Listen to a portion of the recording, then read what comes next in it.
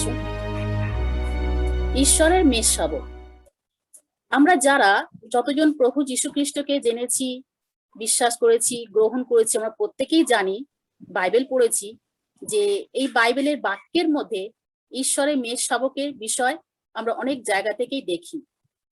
তো আমরা আজকে অনেক সময় দেখি যে অনেকেই ঈশ্বরের মেষ শাবক বলে অজানা আছে। অনেকেই জানে না সেরকম যে ঈশ্বরের মেষ শাবক কাকে বলে, কেন বলা হয়, কিসের জন্য বলা হয়, অনেকেই আজ পর্যন্ত অজানা আছে। তো আমরা এখান থেকে শিখব মেষ শাবক শব্দটি সঠিক অর্থ হিসাবে বাইবেল আমাদের কি বোঝাচ্ছে এবং প্রভু যীশু খ্রিস্টকে ঈশ্বরের মেষ শাবক বলা হয় কেন, তার সম্পর্কে আমরা আজও অনেক কিছু অজানাই আছি। তো আজকে আমরা এখান থেকে ঈশ্বরের মেষ শাবকের বিষয় শিখবো, জানবো। তাই আজ আমরা সঠিকভাবে মেষ শাবকের বিষয় আলোচনা করতে চাই। প্রভু যীশু খ্রিস্টকে কেন মেষ শাবক সঙ্গে তুলনা করা হয়েছে, প্রভু যীশু খ্রিস্টকে কেন মেষ শাবকের সঙ্গে তুলনা করা হয়েছে, বাইবেল কি বলছে। তো প্রিয় বিশ্বাসী, আমরা তার আগে দেখি প্রভু যীশু খ্রিস্টকে ঈশ্বরের মেষ শাবক বলে তার অর্থ কি। ঈশ্বরের মেষ শাবক তার অর্থ কি, তার মানে কি? তার মানে হচ্ছে ভেড়ার বাচ্চা। আমাদের অবশ্যই মনে রাখতে হবে যে বাইবেল হচ্ছে ঈশ্বরের বাক্য, আর এর কোনো কিছু অর্থ না থাকলে সেগুলি কখনো স্থান পেত না। তার মানে কি, বাইবেলে যা কিছু লেখা হয়েছে সেই বাক্য, সমস্ত বাক্যের অর্থ আছে, মানে আছে। আর এই বাক্য হচ্ছে ঈশ্বরের বাক্য। কোনো মানুষ কিন্তু এই বাক্য লেখেনি। কোনো মানুষ তার মন গড়িয়ে, কোনো ভাবনা চিন্তা করে, তার নিজের ইচ্ছা মতো করে বাক্য লেখেনি, লেখা হয়নি। ঈশ্বর দ্বারা এই বাক্য লেখা হয়েছে। তাই এই বাক্যের যদি কোনো অর্থ বা মানে যদি না থাকতো, তাহলে বাইবেল লেখা হতো না। অর্থ আছে বলেই তাই বাইবেল লেখা হয়েছে। বাইবেলে ঈশ্বর দ্বারা বা ঈশ্বরের মুখের পরিচালনার দ্বারা সবকিছু তৈরি করা হয়েছিল। প্রভু যীশু খ্রিস্টকে মেষ শাবক রূপে চিহ্নিত করার অনেক কারণ আছে। তাহলে আমরা এবার বাইবেল থেকে দেখব যে কোথায় মেষ শাবক বলা হয়েছে। আমরা যোহন খুলবো, 1 অধ্যায় 29 পদ দেখি। ওখানে কি বলছে? ওখানে বলছে, পরদিন তিনি যীশুকে আপনার নিকটে আসিতে দেখিলেন আর কহিলেন, ওই দেখো ঈশ্বরের মেষ শাবক, যিনি জগতের পাপভার লইয়া যান। তাহলে 1 অধ্যায় 29 পদে কি বলছে? বলছে, ওই দেখো ঈশ্বরের মেষ শাবক, যিনি সমস্ত মানুষের পাপভার নিয়ে যাচ্ছে। আবার আমরা কত পদে দেখতে পাই? 36 পদে দেখতে পাচ্ছি, 1-36 পদ। সেখানেও বলছে, আর যীশু ব্যইতে ছিলেন, এমন সময় তিনি তাহার প্রতি দৃষ্টিপাত করিয়া কহিলেন, ওই দেখো ঈশ্বরের মেষ শাবক। যখন যীশু বেড়াচ্ছিল, যখন হেঁটে যাচ্ছিল, সেখানেও দুই শিষ্যকে বলছে, ওই দেখো ঈশ্বরের মেষ শাবক। তাহলে কাকে বলা হচ্ছে ঈশ্বরের মেষ শাবক, কেন বলা হচ্ছে? এখানে বাইবেলে আমরা দেখতে পাই যে প্রভু যীশু খ্রিস্টের অর্থাৎ ঈশ্বরের পবিত্র পথ ও পরিত্রাণের পথ ঠিক করার জন্য যোহন নামক একজন ভাববাদী কে পাঠানো হয়েছিল প্রভু যীশু খ্রিস্টের আগে। তাহলে আমরা কি দেখছি না, প্রভু যীশু খ্রিস্ট যখন এই পৃথিবীতে আসেনি, তার আগে যোহনকে পাঠিয়েছিল। কোন যোহন? বাপ্তিস্মদাতা যোহনকে পাঠিয়েছিল। কেন পাঠিয়েছিল না, তিনি যীশু খ্রিস্টের আগে এই পৃথিবীতে এসে যেন তার সরল পথের কথা বলে, প্রভুর পথ প্রস্তুত করার কথা যেন বলে। এই জন্য যোহনকে যীশু খ্রিস্টের আগে পাঠানো হয়েছিল। যোহন জানে যে একজন মসীহ বলে আসছেন, তার পথ সরল করবেন এবং সমস্ত মানুষকে পরিত্রাণ দেবেন। তাই যোহনকে পাঠিয়েছিল এই পৃথিবীতে।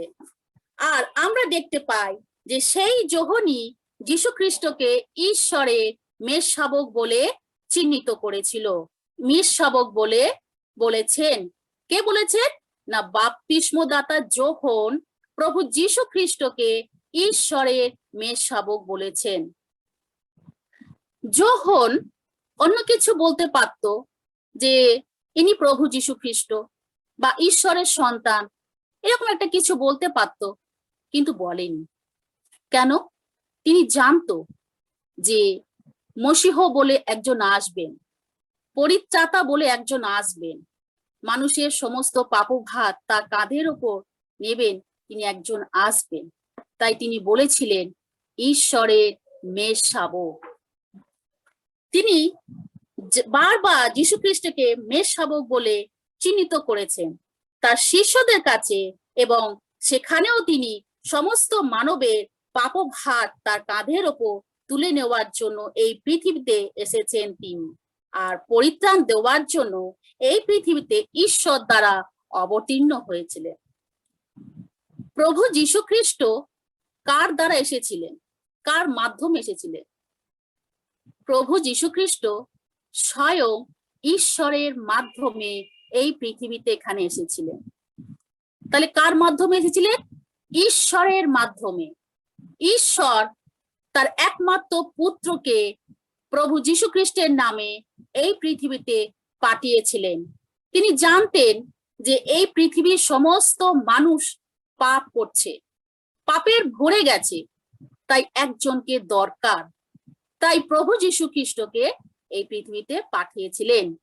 তাই ঈশ্বরের দ্বারা প্রভু যীশু খ্রিস্ট অবতীর্ণ হয়েছিলেন। এবার একটা প্রশ্ন, প্রভু যীশু খ্রিস্টকে যোহন ঈশ্বরের মেষ শাবক কেন বলেছে? যোহন ঈশ্বরের মেষ শাবক যীশু খ্রিস্টকে কেন বলেছে? প্রিয় বিশ্বাসী, আমরা সবাই জানি যে ভেড়া কি কাজে লাগে। আমরা পুরাতন নিয়ম থেকে দেখতে পাই যে মানুষের পাপের জন্য বা পাপার্থক বলিরূপে মেষকে বা ভেড়াকে বলি দেওয়া হয়। আমরা অনেক বছর আগে, বহু বছর আগে বা পুরাতন দিনে আমার বাবা মারও আগে, তখন লোকেরা কি করত? ভেড়াকে বলি দিত। আমরা যখন চেতলা, আমার বাড়ি চেতলাতে ছিল আগে, কালীঘাটের সামনে, আমরা দেখতাম ছাগলকে কালীর সামনে, মা কালীর সামনে, মূর্তির সামনে বলি দিত। তো আমি জিজ্ঞেস করতাম, ছাগলকে কেন বলি দেওয়া হচ্ছে? তখন তারা বলতো, এই ছাগলটাকে বলি দিচ্ছে এই কারণে, এর রক্ত ওই মা কালীর কাছে দেওয়া হবে, তার মুখে দেবে, আর এই রক্ত আমাদের সমস্ত পাপ ক্ষমা হবে। তো তখন আমরা ছোট ছিলাম বলে আর কিছু প্রশ্ন করি, জিজ্ঞাসা করি, তো ওটাকেই আমি কি করতাম? সত্যি বলে মেনে নিয়েছিলাম যে হতে পারে সত্যি।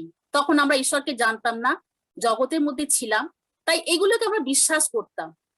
তো আজকে যখন আমরা প্রভুর মধ্যে আসছি, এসেছি, যখন বাইবেল পড়ছি, বাইবেলের সমস্ত ঘটনা যখন জানছি, পড়ছি, গভীরে যখন জানছি, তখন দেখলাম যে না, যখন ছোট ছিলাম সেই জিনিসগুলো পুরো সম্পূর্ণ ভুল ছিল, ভুল শিক্ষা দেওয়া হয়েছিল আমাদেরকে।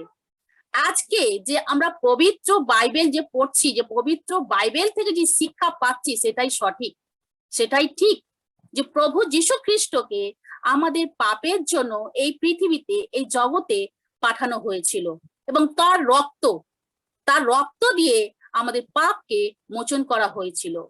তার রক্তের দ্বারা আমরা পাপের পরিত্রাণ পেয়েছিলাম, পাপের ক্ষমা পেয়েছিলাম। এটাই সত্য, এটাই পবিত্র রক্ত। তো আমরা সবাই জানি যে ভেড়া কি কাজে লাগে? ভেড়াকে বলি রূপে দেওয়া হচ্ছে। তাহলে কেন ভেড়াকে বলি রূপে দেওয়া হবে? একটা ভেড়া, একটা পশু কি কখনো আমাদের পাপ ধুতে পারে? একটা পশুর রক্ত কি আমাদেরকে কখনো ক্ষমা করতে পারে? আমাদের জীবন দিতে পারে? পারে না। কিন্তু মেষ বা ভেড়ার বাচ্চা মানুষের পাপের মুক্তি লাভের জন্য বলি দিতে লাগে। প্রভু যীশু খ্রিস্ট এই পৃথিবীতে এসেছিলেন সেই বলির বা মেষ বা ভেড়া রূপে। দেখুন, আগেকার দিনে মেষকে, ছাগলকে, ভেড়াকে বলি দেওয়া হতো, তাই আমাদের জন্য, আমাদের পাপের জন্য প্রভু যীশু খ্রিস্টকে স্বর্গ থেকে পৃথিবীতে পাঠানো হলো, তাকে বলি রূপে, ভেড়ার বলি রূপে। তার যে জীবনটা একটা ভেড়ার মতন চালনা করা হবে, তাকে মরতে হবে, ক্রুশে দেওয়া হবে। কেন না? আমার পাপের জন্য, আপনার পাপের জন্য, আপনার পাপের জন্য। প্রিয় বিশ্বাসী, আপনাকে জানতে হবে, আমাকে জানতে হবে যে প্রভু যীশু খ্রিস্টের রক্ত দ্বারাই আমাদের পাপ মোচন হয়, আমাদের পাপ ক্ষমা হয়, আমরা পবিত্র রক্ত দিয়ে পরিত্রাণ পাই, আর কারো রক্ত দিয়ে নয়। একটা মূর্তি, যাকে আমরা আগে বলতাম মা কালী, মূর্তিকে কি বলছি? মা বলছি, মা বলতাম, তবে এখন আমরা করি না, মা বলতাম। তাহলে সেই মা রক্ত চাইছে, সেই মা সন্তানের রক্ত কি করে চায়, কি করে রক্ত খায় সেই মা? যদি সে মা হয়, যদি সে দেবতা হয়, যদি সে ভগবান হয়, তাহলে তার সন্তানের রক্ত কি করে চাইতে পারে? তার সন্তানের রক্ত কি করে খেতে পারে? আপনাদের মধ্যে কোনো মা আপনাদের সন্তানের রক্ত চাইবেন না? আপনারা চাইবেন যে আমার সন্তানকে আমার কেটে বলি দিয়ে দিই? চাইবেন? চাইবেন না। কিন্তু সেই মা কালী বলি চায়। রক্ত না হলে তার পুজো হবে না, রক্ত না হলে তার বলি না হলে তার কিছু হবে না। আগেকার দিনে বহু বছর, তখন আমরা জন্মাইনি, আমরা শুনে এসছি, আমার বাপ দাদা ঠাকুরের মুখে শুনে এসছি যে আগেকার দিনে যখন ডাকাতরা চুরি করতে যেত, তখন তারা কি করত? মানুষকে, বাচ্চাকে চুরি করে এনে বলি দিয়ে সেই তার কালীর কাছে দিত, তবে তারা চুরি করতে যেত, ডাকাতি করতে যেত গ্রামে গ্রামে। আমরা শুনেছিলাম, তবে সত্য মিথ্যা আমরা জানি না, শোনা। কিন্তু এখানে যদি বাচ্চা তার সন্তানের রক্ত যদি মা চাইছে, তাহলে আজকে সেই রক্ত কি করে পাপ ক্ষমা করতে পারে? কি করে পরিত্রাণ দিতে পারে? পারে না। আজকে পবিত্র রক্ত আমাদেরকে ক্ষমা করতে পারে, আর সেই পবিত্র রক্ত হচ্ছে প্রভু যীশু খ্রিস্ট। প্রভু যীশু খ্রিস্টের রক্তের দ্বারা আজকে আমরা পাপের ক্ষমা পেয়েছি। আর ঈশ্বর তার একমাত্র প্রিয় পুত্রকে আমাদের জন্য এই পৃথিবীতে বলিদান করে দিয়েছিলেন, যাতে সমস্ত জগতের মানুষ পাপের ক্ষমা পায়, সমস্ত জগতের মানুষ উদ্ধার পায়, মুক্তি লাভ পায়। আমরা যিশাইয় 53:10 অধ্যায় দেখব। যিশাইয় 53:10 অধ্যায়, সেখানে লেখা আছে, আমি সহজ ভাষায় বলছি, পড়ছি। সদাপ্রভু তার ইচ্ছা অনুসারে তাকে চুরমার করিলেন, আর তাকে কষ্ট ভোগ করিয়াছিলেন। সদাপ্রভু দাস যখন তাহার প্রাণকে দোষ উৎসর্গ হিসাবে দেবেন, তখন তিনি তার সন্তানদের দেখতে পাবেন, আর তার আয়ু বাড়ানো হবে, তার দ্বারাই সদাপ্রভুর ইচ্ছা পূর্ণ হবে। দেখুন কি বলছে, তার ইচ্ছা অনুসারে তাকে চুরমার করিলেন। কাকে কে চুরমার করলো? প্রভু যীশু খ্রিস্ট নিজেকে চুরমার করলেন, তার দেহকে চুরমার করলেন, তার শরীরকে ভাঙলেন। কার দ্বারা?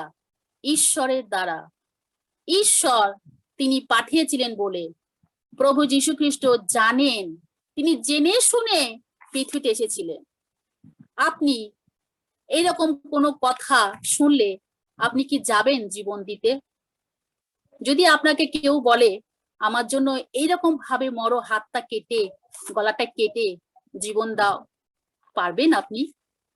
পারবে না। তখন আমরা কি করব? পিছন দিকে পা সরবো, যে না, এরকম ভাবে আমি মরতে চাই না। কিন্তু প্রভু যীশু খ্রিস্ট নিজের দেহকে চূর্ণ করলেন, নিজের শরীরকে ভাঙলেন। তার শরীরে কত আঘাত লেগেছে, কাঁটার চাবুক দিয়ে মারা হয়েছে, অনেক কিছু ভাবে মারা হয়েছে, এমনকি তার শরীর থেকে মাংস ছিঁড়ে নেওয়া হয়েছে। এত যাতনা কে সহ্য করবে? কোনো মানুষ পারবে সহ্য করতে? কিন্তু প্রভু যীশু খ্রিস্ট সহ্য করেছিল। কেন জানেন? আপনার জন্য, আমার জন্য, আপনার পরিবারের জন্য, আমার পরিবারের জন্য, সারা গোটা পৃথিবীর মানুষের জন্য তার শরীরকে টুকরো টুকরো করে ভাঙলেন, চুরমার করলেন, যাতে তার ভালোবাসার দ্বারা, তার রক্ত দ্বারা আমরা ক্ষমা পাই, স্বাধীন পাই, মুক্ত হই। যদি এই জিনিসটা না করতো, তাহলে আজও আমরা অন্ধকারে থেকে যেতাম, আজও আমরা পাপ করে বেড়াতাম, আজও আমরা ক্ষমা পেতাম না। তার দ্বারা, প্রভু যীশু খ্রিস্টের দ্বারা ঈশ্বরের ইচ্ছাকে পূর্ণ করেছিলেন। ঈশ্বর তিনি কি করলেন? দেখলেন যে পৃথিবীতে এত পাপ ভরে গেছে, তাহলে কি করে এই পাপগুলোকে ধুতে হবে, কি করে এই পাপকে ক্ষমা করতে হবে? প্রভু যিশুর মাধ্যমে ঈশ্বরের ইচ্ছাকে পূর্ণ করলেন। যীশু খ্রিস্ট জানতেন যে আমাকে এইভাবে জীবন দিতে হবে, ক্রুশের মধ্যে জীবন দিতে হবে, আমাকে একটা ভেড়ার মতো, একটা ছাগলের মতন বলি হতে হবে। ভেড়া যেমন বলি হয়, যীশু খ্রিস্টকেও সেইভাবে বলি দিতে হয়েছিল। তিনি জানতো ভেড়া যখন সময় হয় বলি দেওয়ার, যখন কেউ তাকে নিয়ে আসছে বলি দিতে, তখন সে কি করছে? সে জানে আর আমার রক্ষা নেই, আর আমি বাঁচতে পারবো না, তাই সে তখনই নিচু হয়ে যায়, মাথা নত করে নেয় বলির জন্য। কারণ সে জানে আমাকে আর কেউ রক্ষা করতে পারবে না, বলির জন্য যখন এনেছে তাহলে আমার গলাটা কাটাই হবে।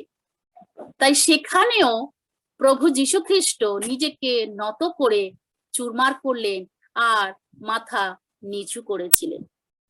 যদি এরকম না করতেন, তাহলে আজকে আমরা পরিত্রাণ পেতাম না, মুক্তি লাভ পেতাম না। তাই ঈশ্বরের ইচ্ছা প্রভু যীশু খ্রিস্টের মাধ্যমেই হয়েছিল, তিনি পূর্ণ করেছিলেন তার ইচ্ছাকে। প্রভু যীশু খ্রিস্টের দ্বারাই ভাববাণী করা হয়েছিল, যীশু খ্রিস্টেরই ভাববাণী। প্রভু যীশু খ্রিস্ট যে এই পৃথিবীতে আসবেন এবং গোটা জগতের মানুষের জীবনের মূল্য হিসাবে নিজের জীবনকে বলি দেওয়ার মেষশাবক হিসাবে, এবং তার মধ্যে দিয়ে এই ঈশ্বরের ইচ্ছা পূর্ণ হবে, এটা তার আগে থেকেই ভাববাণী করেছিলেন। এই জিনিসটা যে ঘটবে, ভাববাদী আগে থেকে, বহু বছর আগে থেকেই ভাববাণী করা হয়ে গেছে, বাইবেলে লেখা হয়ে গেছে যে প্রভু যীশু খ্রিস্ট আসবেন আর নিজে বলি রূপে বলিদান হবেন, ক্রুশের জীবন দেবেন, এটা আগে থেকেই লেখা হয়ে গেছে। তাই প্রিয় বিশ্বাসী, একটা মেষশাবকে যেভাবে বলি দেওয়া হতো পাপ মোচনের জন্য, প্রভু যীশু খ্রিস্ট ভূমিকা পালন করেছিলেন গোটা জগতের মানুষের জন্য। ছাগল যেমন বলি হয়, নিজেকে রক্ত দেয়, তেমনি প্রভু যীশু খ্রিস্ট পৃথিবীর সমস্ত মানুষের জন্য বলি দিলেন, নিজের জীবনকে দিয়ে দিলেন। আর তাই তাকে ঈশ্বরের মেষশাবক বলা হয়। মেষশাবক তাহলে কেন বলা হয়? তাহলে আমরা এখানে পেলাম যে কেন ঈশ্বরের মেষশাবক বলা হয়, যীশু খ্রিস্টকেই বা কেন বলা হয়, তাহলে আমরা পেলাম ঈশ্বর তার দ্বারা সমস্ত কাজ সম্পূর্ণ করেছিলেন। বাপ্তিস্মদাতা যোহন প্রভু যীশু খ্রিস্টকে ঈশ্বরের মেষশাবক বলা হয়েছিল। কেন বলা হয়েছিল?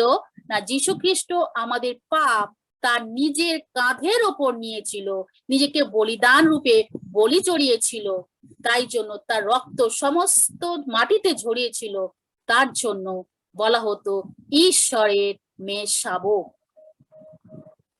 আমরা রোমিও 8:3 দেখি।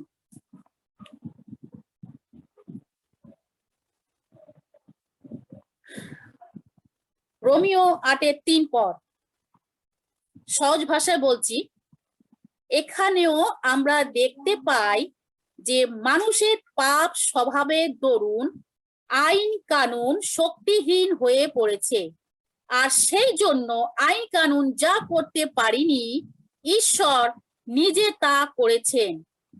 তিনি পাপ দূর করবার জন্য নিজের নিষ্পাপ পুত্রকে মানুষের স্বভাব দিয়ে পাঠিয়েছিলেন এবং তার পুত্রের মৃত্যুর মধ্যে দিয়ে পাপের বিচার করে তার শক্তিকে বাতিল করলেন। তাহলে দেখুন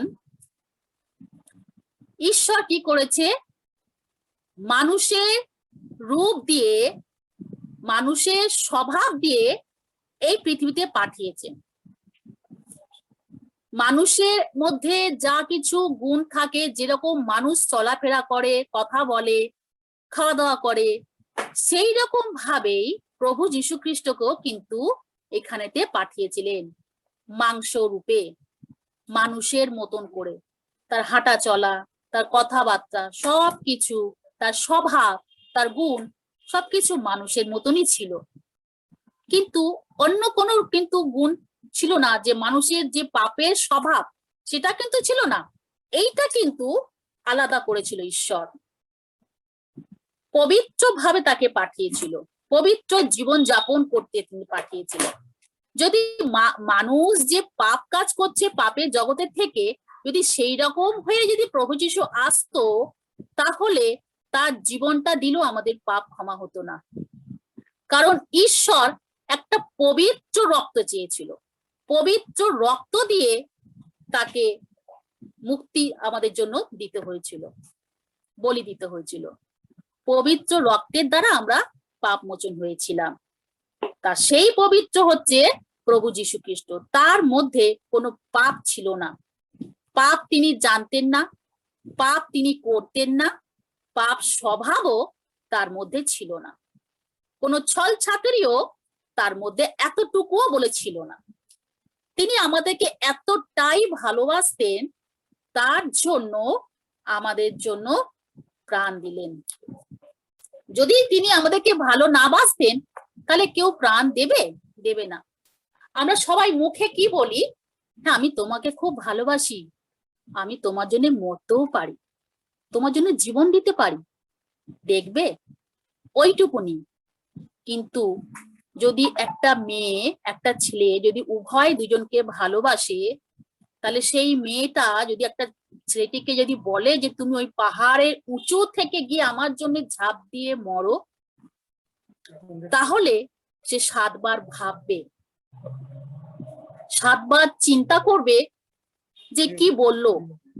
আমি তো বললাম যে তোমার জন্য আমি জীবন দেবো, তাহলে এ তো সত্যিকারের বলে ফেললো যে তাহলে পাহাড়ের ওই ওপর অত উঁচু থেকে বা 10 তলার ছাদের ওপর থেকে ঝাঁপ দিয়ে দাও তো দেখি তুমি আমার জন্য মরতে পারো কিনা। তাহলে সে 7 বার চিন্তা করবে যে মরতে, আমি যদি 10 তলা বিল্ডিং থেকে যদি ঝাঁপ দিয়ে পড়ি, তাহলে তো আমার আর কিছু থাকবে না, না মাথা থাকবে, না হাত থাকবে, না পা থাকবে, তাহলে কতটা চোট পাবো, কত রক্ত বেরিয়ে যাবে, এটাই আগে সে ভাববে। তাহলে এইরকম কথা আমাদের বলাটা উচিত নয়। কারণ আমরা জীবন দেব কেন এইভাবে, আমরা আমাদের রক্তটা এইভাবে বহাবো কেন? কারণ কি, প্রভু যীশু তো আমাদের জন্য রক্ত ঝরিয়ে দিয়েছে।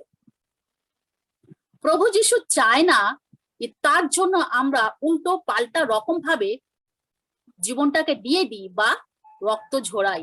তিনি চান না, তিনি আমাদের পাপের জন্য রক্ত ঝরিয়ে দিয়েছেন। তাই তিনি আর চান না যে কারোর জন্য কেউ রক্ত ঝরা, কারোর জন্য কেউ জীবনটাকে এইভাবে নষ্ট করুক, তিনি চান না।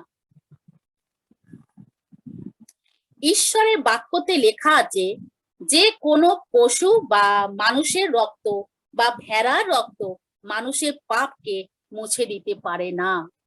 আমরা বাইবেলেতে পড়েছি না যে কোনো পশু বা মানুষের রক্ত আমাদের পাপকে মুছতে পারে না। তাহলে কে পারে?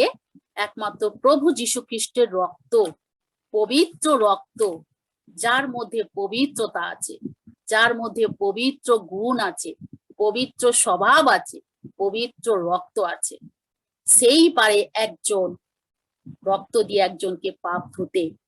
কিন্তু আমাদের পাপ তখনই ক্ষমা হবে যখন তার রক্ত, তাকে আমরা গ্রহণ করব, তাকে আমরা যখন স্বীকার করব, বিশ্বাস করব, তা না হলে আমাদের পাপ ক্ষমা হবে না। আমরা অনেক সময় কি দেখি, পবিত্র বলি কাকে? আগে আমরা মা গঙ্গা, গঙ্গাকে বলতাম পবিত্র গঙ্গার জল, এই জলটা ছেটাও সবার গায়ে, পবিত্র হয়ে যাবে। এই জলটা ঠাকুরের কাছে দাও, পুজো হবে। কিসের জন্য? না গঙ্গার জল, পবিত্র জল। মা গঙ্গা, তাকে আবার কি বলছি? মা বলে ডাকছি, মা গঙ্গা। গঙ্গা কখনো দেবতা হয়? গঙ্গার জল কখনো দেবতা, ভগবান, পবিত্র হয়? আমরা যাকে মা বলছি সেই তো অপবিত্র, তাহলে তার জলটা কি করে পবিত্র হবে? মা গঙ্গা, ওই যে জলটা বয়ে যাচ্ছে, সেই গঙ্গা দিয়ে কত কি বয়ে যাচ্ছে। আমরা কত রকম কি দেখেছি, পচা পশু পাখি দেখেছি, মানুষ পচা দেখেছি, অনেক কিছু রকমের পটি ভেসে যাচ্ছে, সব কিছু দেখেছি, আমরা নিজের চোখে দেখেছি। আগে আগে যখন আমরা বাবুঘাটে গঙ্গায় যেতাম স্নান করতে, দেখতাম কত পচা গলা নোংরা জিনিস ভেসে যাচ্ছে। ভাবতাম বাবা এত নোংরা জলে কি করে মানুষ চান করছে, কি করে চান করব? আর এই জলটাকে কিনা আমরা ঠাকুরের কাছে দিচ্ছি, নিজেদের গায়ে ছেটাচ্ছি, কি বলছি না এই গঙ্গায় চান করলে আমরা পাপ ধুয়ে যাবে, আমরা পবিত্র হয়ে যাব। কি করে হব? আগে আমরা বিশ্বাস করতাম, মানতাম, কিন্তু সেই জগতের অন্ধকারের মধ্যে ছিলাম তো, তাই সেটাকে আমরা বিশ্বাস করতাম, কিন্তু এখন করি না। এখন যত ঈশ্বরের বাক্য পড়ি, গভীরে যাই, তখন ঈশ্বর আমাদের সঙ্গে কথা বলিয়ে বুঝিয়ে দেন যে কি করে এক গঙ্গা একটা পবিত্র হতে পারে। তাহলে যদি পবিত্র হয়, তাহলে ওই গঙ্গার মধ্যে জল দিয়ে তাহলে কেন এত নোংরা পচা ভেসে যাচ্ছে? কেন? অপবিত্র জিনিস কখনো পাপ ক্ষমা করতে পারে না। আবার অনেক মানুষ বলে, যখন বলি দেয়, কি নিয়ে জানেন? বাজার থেকে একটা চাল কুমড়ো নিয়ে এসে বলি দিচ্ছে, বলি দিয়ে বলছে আমরা এটাকে বলি দিচ্ছি, আমাদের পাপ ক্ষমা হয়ে যাবে। চাল কুমড়ো সবজি, যে সবজি আমরা খাচ্ছি, সেই সবজিকে বলি দিয়ে বলছে আমাদের পাপ ক্ষমা হবে। কি করে হবে? যে সবজি আমাদের পেটে যাচ্ছে, যে সবজি আমরা খাচ্ছি, কি করে তাকে পবিত্র বলছে? যাকে আমরা রান্না করছি। মানুষ কি করে জানেন? ওটাকে নিয়ে এসে এখনো মানুষ করে, ওটাকে বাড়িতে যখন কিনে আনে চাল কুমড়োকে, বেটা ছেলে থাকলে বেটা ছেলেকে দিয়ে তাকে কাটা হয়, মেয়ে ছেলেরা কাটে না, কারণ ওটা বলি দেওয়া হয় বলে। আমরা বলি এটাকে কেন তোমরা কাটো না? কেন মহিলারা কাটতে পারে না, মেয়েরা কেন কাটে না? বলে এটা যেহেতু ঠাকুরের কাছে বলি দেওয়া হয়, যদি আমরা এটাকে কাটি, মহিলা যদি কাটে, তাহলে তার সন্তানকে বলি দেওয়া হচ্ছে। কত মানুষের অন্ধবিশ্বাস, উল্টো পাল্টা কথা, এগুলো কোনো কিছু হয়? তাহলে সেটা কাটলে পরে ওটাকে আমরা ভাববো কি আমার সন্তানকে আমি বলে দিচ্ছি, আমি তো দিয়ে চাল কুমড়ো কাটি, কই আমার তো কিছু হয় না। কিন্তু কত লোক এরকম বলে না আমাদের ছেলেদেরকে দিয়ে, আমার স্বামীকে দিয়ে এটা কাটি, আমরা মহিলারা কাটতে পারবো না, কাটলে আমাদের সন্তানকে বলি দেওয়া হবে। আবার কেউ কেউ ঠাকুরের কাছে মুরগিকে বলি দেয়, মুরগি, ছাগল তো দেয় জানি, কিন্তু মুরগিকেও বলি দেওয়া হয়। কেন এইসব পশু দিয়ে, সবজি দিয়ে, মানুষ দিয়ে বলি দিচ্ছে, রক্ত দিচ্ছে, যেগুলো দিয়ে আমাদের পাপ মোচন হবে না, তা কেন মানুষ এগুলো করে? দরকার নেই। এর জন্য আমাদের জন্য প্রভু যীশু খ্রিস্ট রক্ত ঝরিয়ে দিয়েছে। প্রভু যীশু খ্রিস্ট বলে দিয়েছে যে আর কোন রকম ভাবে তোমাদের রক্ত ঝরাতে হবে না, আমার রক্ত তোমাদের জন্য আমি ঝরিয়ে দিয়েছি। তাহলে কেন আমরা ঝরাবো? কেন? আমরা যাত্রা পুস্তক 12 অধ্যায় দেখবো। যাত্রা পুস্তক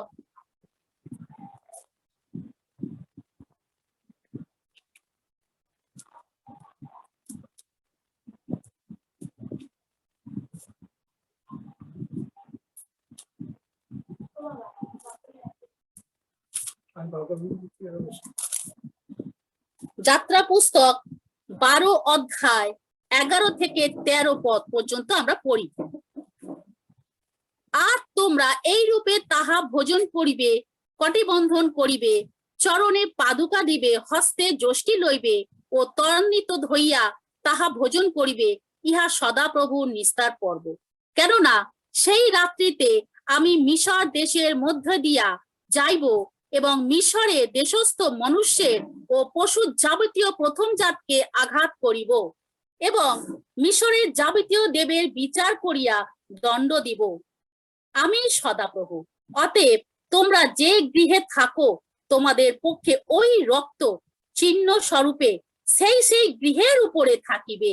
তাহাতে আমি যখন মিশর দেশকে আঘাত করিব, তখন সেই রক্ত দেখিলে তোমাদিগকে ছাড়িয়া অগ্রে যাইব, সংহারে আঘাত তোমাদের উপরে পড়িবে না। হালেলুয়া। দেখুন, এখানেও প্রভু যিশু রক্ত, প্রভু যিশু বলছেন, ঈশ্বর বলছেন যে মিশরবাসীদের যখন আঘাত করিবে, যখন মিশর থেকে তাদেরকে রক্ষা করে এনেছিল, আর সেই প্রত্যেককে বলছো তোমাদের প্রত্যেকের দরজার ওপরে রক্ত চিহ্ন লাগিয়ে রাখবে, চৌকাটের ওপরে রক্তের চিহ্ন লাগিয়ে রাখবে। যখন আমি আসব, ওই রক্তের চিহ্ন যখন দেখব, তখন ওই সমস্ত গৃহ ছাড়িয়া পরের গৃহদের দেখিতে পাইব যে যদি না থাকে তাদেরকে আমি আঘাত করিব, তাদের ওপরে সমস্ত রোগ দিয়ে দেব, ছড়িয়ে দেব, আর তাদেরকে মেরে ফেলবো, আঘাত করবে। প্রভু যীশু খ্রিস্টের রক্ত প্রত্যেকের দরজার চৌকাটের ওপর চিহ্ন স্বরূপ করে লাগিয়ে রাখতে বলেছে।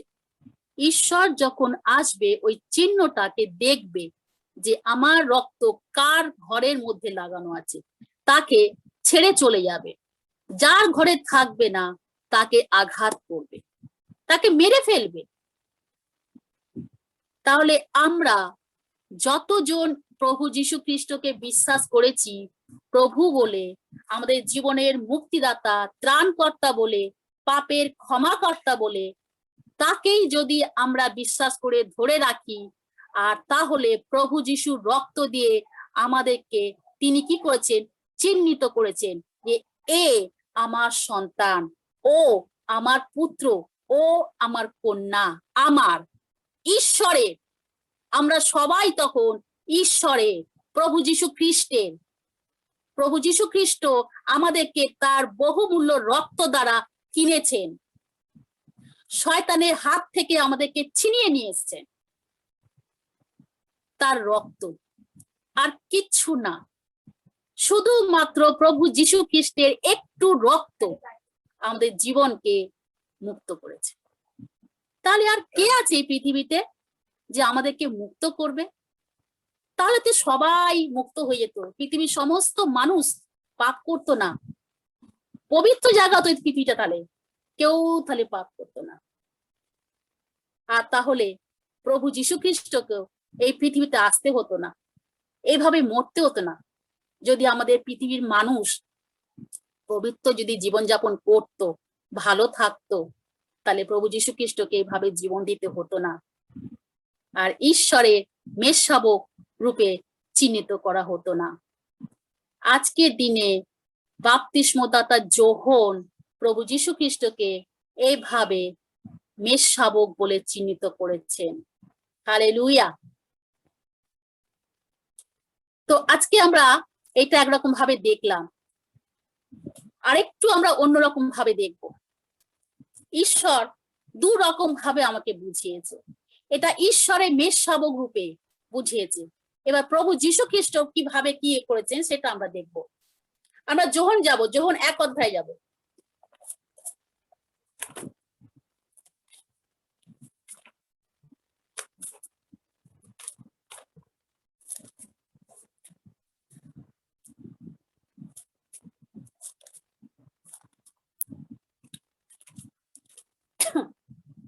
যোহন 1 অধ্যায় 35 পদ খুলি।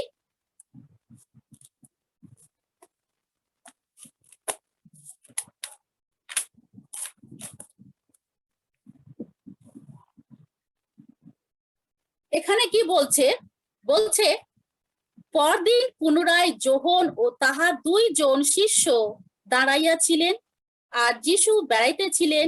এমন সময় তিনি তাহার প্রতি দৃষ্টিপাত করিয়া কহিলেন, ওই দেখো ঈশ্বরের মেয়ে শাবক। সেই 2 শিষ্য তাহাকে এই কথা শুনিয়া যিশুর পশ্চাৎ গমন করিলেন।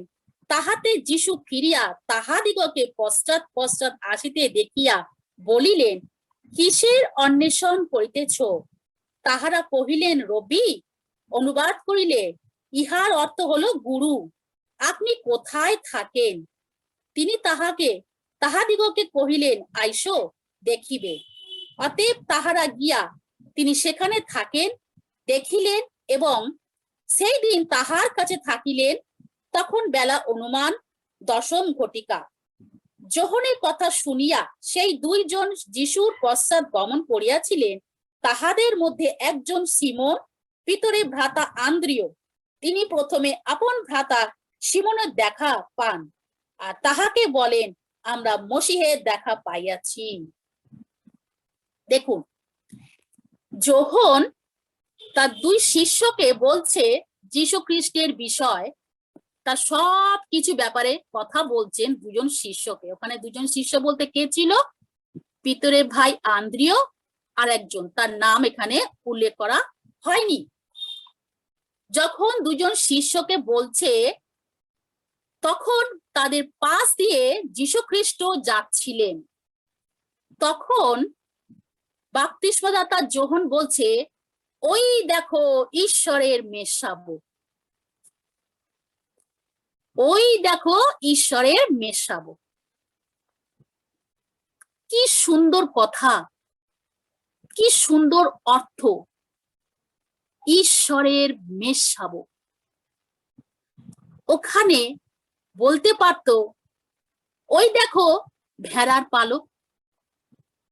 যদি একজন মানুষ কাউকে দেখে বলে, ওই দেখো ভেড়ার পালক যাচ্ছে, তাহলে আপনার কেমন লাগবে? কেমন লাগবে আমাদের কথাটা শুনতে? কিন্তু যোহন কত সুন্দরভাবে ওনাকে সম্মানিত করেছে, ওই দেখো ঈশ্বরের মেয়ে শাবক। আর ওই 2 জন শিষ্য যাহা তো শুনলো, ওই দেখো ঈশ্বরের মেয়ে শাবক, তখনই কি করলো? দৌড়ে ছুটে তার পেছন পেছন যেতে লাগলো। দেখুন, 2 জন শিষ্যর গুরুকে যোহন। তখন যোহন ওদেরকে প্রভু যিশুর কথা বলছিল, তাহলে ওদের গুরু একজন, গুরু একজনের গুরুর কথা বলছে। এবার যখন দেখলো যিশুকে, তখন তারা কি করলো? তার গুরুকে ছেড়ে দিয়ে আরেকজন গুরুর পেছনে ছুটলো। আমরা যখন কাউকে ঈশ্বরের কথা বলতে যাই, তখন তারা কি বলে জানেন? আমার একটা গুরু আছে, তাই আমরা 2টো গুরু চাই না। আমরা একটা গুরুকে নিয়ে আমরা বিশ্বাস করে তাকে পুজো করছি, আরাধনা করছি, আমাদের এটাই আমাদের যথেষ্ট। আমার গুরু বলেছে, একটা গুরু থাকলে আর একটা গুরুর কাছে যাবেন। এখানে একটা গুরু ছেড়ে দিয়ে আরেকটা গুরুর পেছনে চললো। কেন?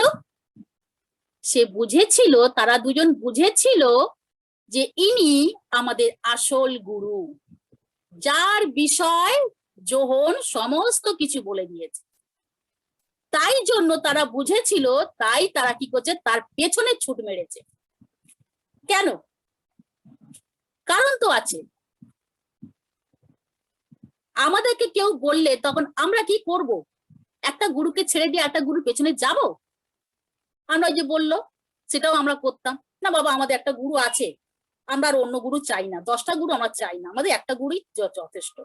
কিন্তু তারা ভাবলো না যে এ কার কথা বলছে, কোন গুরুর কথা বলছে, আসল না নকল। বুঝতে পারলো না, তাই তারা আমাদেরকে ওইভাবে কথার জবাব দেয়। তাই এখানে 2 শিষ্য সেই গুরুর পেছনে চলেছিল, আর তারা যাচ্ছে যাচ্ছে, যখন যিশু পেছন দিকে তাকিয়ে দেখলো যে 2 জন লোক আমাকে ফলো করছে আর পেছনে আসছে, তখন যিশু কি বলল? যে তোমরা কার খোঁজ করছো? তোমরা কাকে খুঁজছো যে আমার পেছনে আসছো? তারা কি বলল? তারা বলল, তুমি কোথায় থাকো? তারা ডাইরেক্টলি বলল, আপনি কোথায় থাকেন? এখানে আমরা হলে কি করব? যদি কোনো মানুষ আমাদেরকে ফলো করে, আমাদের পেছনে যদি কোনো লোক যদি আসে, তাহলে আমরা কি করবো? ভয় পেয়ে যাব। ওরে বাবা, আমাদের পেছনে কে আসছে? কে আমাদেরকে ফলো করছে? কেন ফলো করছে? কিসের জন্য ফলো করছে? নানান আমাদের টেনশন, নানান চিন্তা, নানান ভয় আমাদের মধ্যে এসে যাবে যে কেন অচেনা দুটো লোক আমাদেরকে ফলো করছে হঠাৎ? কি করলাম? কেন? কি আমাদেরকে কি তুলে নিয়ে যাবে? না আমাদেরকে কিছু করবে? স্বাভাবিক, এটা আসতেই পারে, প্রশ্ন হতেই পারে, কারণ জগৎটা কিন্তু ভালো নয়, আজকের দিনকাল ভালো নয়, তাই চট করে এসব প্রশ্ন এসে যাবেই। তাই ওই দুজন শিষ্য কি বলল? আপনি কোথায় থাকেন, ডাইরেক্ট বলল। এখানে বলতে পারতো যে আমরা আপনার পেছনে পেছনে দেখছিলাম, যে আপনি এখানে নতুন মানুষ, কে বা আপনার নাম কি, অনেক কিছু প্রশ্ন করতে পারতো, কিন্তু করেনি। ডাইরেক্টলি বলেছে আপনি কোথায় থাকেন। এখানে যদি আমাদেরকে যদি অন্য কোনো মানুষ বলে আপনার কোথায় বাড়ি, আমি যাব, দেখতে যাব, তাহলে তো ব্যাস আমরা একদম হয়ে গেলাম, চমকে যাব, ভয় পেয়ে যাব, যে বাবা হঠাৎ করে অচেনা লোক বলছে আপনার বাড়ি দেখতে যাব, বাড়িতে যাব, চলুন, কি ব্যাপার? স্বাভাবিক হতেই পারে। তো এখানে সেই শিষ্য বলেছিল আপনি কোথায় থাকেন। যিশু কি বলেছিল? যিশু বলল আসো দেখবে। কেন বললো আসো? যিশুর মোটিভ কি ছিল ওখানে? কি উদ্দেশ্য ছিল যিশুর যে বলল আসো দেখবে? ওখানে জগতের মানুষ হলে বা আমরা আপনারা হলেন কি বলতেন? যদি আপনি হলে ওখানে কি বলতেন? আসো বাড়ি দেখে যাও, আসুন বাড়িতে আসুন। অচেনা লোককে কখনো বাড়িতে ডাকবেন? কখনোই না, কোনোদিন না। সেখানে যিশু অচেনা লোককে বলল আসো দেখবে। তারাও চললো, তারাও যিশুর ঘরে গেল, দেখলো যিশু কোথায় থাকে, কেমন ঘরে থাকে, সব দেখলো। এবার যিশুর কি উদ্দেশ্য ছিল তাদেরকে তার ঘরে নিয়ে যাওয়া? তার একটাই উদ্দেশ্য ছিল যে আমি এই সুযোগ হাতছাড়া করব না। এই যে দুজনকে পেয়েছি, আমি আমার বাড়িতে নিয়ে যাব, আমার ঈশ্বরের রাজ্যের বিষয় তাদেরকে বলবো। সারাক্ষণ যিশু তখন কি করলো? ঈশ্বরের বিষয়, ঈশ্বরের স্বর্গরাজ্যের বিষয় তাদেরকে বলতেই থাকলো, বলতেই থাকলো। তাহলে চিন্তা করুন, প্রভু যীশু খ্রিস্টের কত সুন্দর উদ্দেশ্য। তার কি এটাই উদ্দেশ্য ছিল যে তাকে আমার বাড়িতে নিয়ে যাবো, আসো দেখো, চলো আমার বাড়িটা কেমন, আর চলো আমি তোমাকে কত কি খাওয়াবো, মাছ মাংস খাওয়াবো, তোমাকে বিরিয়ানি খাওয়াবো, চলো? এটাই কি উদ্দেশ্য ছিল? না, আত্মিক বিষয় তাদেরকে জানাবার একটাই উদ্দেশ্য ছিল। আর তাই তারা শুনেও ছিল। তারা দুজন বলতে পারতো যে না না ঠিক আছে থাক, আজকে যাব না, অন্য একদিন এসে দেখে যাব, অন্য একদিন আসবো, বাড়িতে খাওয়া দাওয়া করে যাব, বলতে পারতো তো। সে দুজন কিন্তু বলেনি। তারাও কি সুন্দর শুনছিল ঈশ্বরের রাজ্যের বিষয়, তারাও জানছিল, তাদের আগ্রহী ছিল জানবার, ঈশ্বরকে জানবার আগ্রহী ছিল, ইচ্ছা ছিল। তাই তারা ওদের পিছন পিছন, যীশু খ্রিস্টের পিছন পিছন তার ঘরেতে গিয়েছিল, এমনকি ঘরের ভেতরেও ঢুকে তার সমস্ত বিষয় শুনেছিল। আজকে যদি আমার ইচ্ছে না থাকে, ইচ্ছা বা জানবার মনোভাব যদি না থাকে, তাহলে আমি কখনো যিশুর কাছে আসবো না, যিশুর বিষয় জানতে চাইবো না, ঈশ্বরের বিষয় শুনবো না। যদি আমার ইচ্ছে না থাকে, যদি আমার ইচ্ছে থাকে তাহলে আমি সমস্ত বিষয় জানবো, তার গভীরে নির্গুণ তত্ত্বগুলোকে আমি জানবো যে এই ঈশ্বর কে, প্রভু যীশু খ্রিস্ট কে, কেন তাকে মেষশাবক বলা হয়েছে, কেন এই পৃথিবীতে এসেছে, কেন তিনি জীবন দিয়েছেন, সমস্ত বিষয় আমি জানবো। কি কি অদ্ভুত চিহ্ন কার্য করেছেন আমাদের জন্য, কাকে কাকে সুস্থ করেছেন, কোন রোগীকে সুস্থ করেছেন, তাহলে সমস্ত গোটা বাইবেল আমি পড়বো। যদি আমার খিদে থাকে, যদি আমার জানবার ইচ্ছে থাকে, তাহলে আমি নিশ্চয়ই তাকে জানবো। ওই দুজন শিষ্য জানার ইচ্ছা ছিল, তাই তারা জেনেছিল। তারা বলতে পারতো ঠিক আছে এই ঘরটা দেখে গেলাম বাইরে থেকে, আমরা অন্য একদিন এসে দেখে যাব, অন্য একদিন এসে আপনার গল্প কথা আমি শুনবো, বলতে পারতো, কিন্তু তা বলেনি, তা করেনি। কিন্তু ওই কথা শুনে গিয়ে দৌড়ে গিয়ে কাকে বলেছিল? প্রথম তার ভাই পিতরকেই দেখেছিল, আর পিতরকে তার সমস্ত বিষয়, প্রভু যীশু খ্রিস্টের বিষয়, গুরুর বিষয়, মসিহর বিষয় সমস্ত কথা বলেছিল। প্রিয় বিশ্বাসী ভাই বোন, দিদি দাদা যতজন আছেন, প্রত্যেকের মধ্যে আন্দ্রিয় কি আছে? কেউ কি আন্দ্রিয় আছেন যে আমরা শুনবো ঈশ্বরের কথা, শুনে আর ছুটে গিয়ে আরো একজন পিতরকে খুঁজবো, তৈরি করব পিতরকে, বলবো ঈশ্বরের কথা, নিয়ে আসবো রাজ্যেতে? যদি আমরা আন্দ্রিয় হই, তাহলে অনেক মানুষকে পিতর তৈরি করব, পিতরের মতন কথা বলবো, গিয়ে বিশ্বাস করাবো তাদের কাছে। ধন্যবাদ। ঈশ্বরের বাক্যে প্রত্যেককে আশীর্বাদ করুন।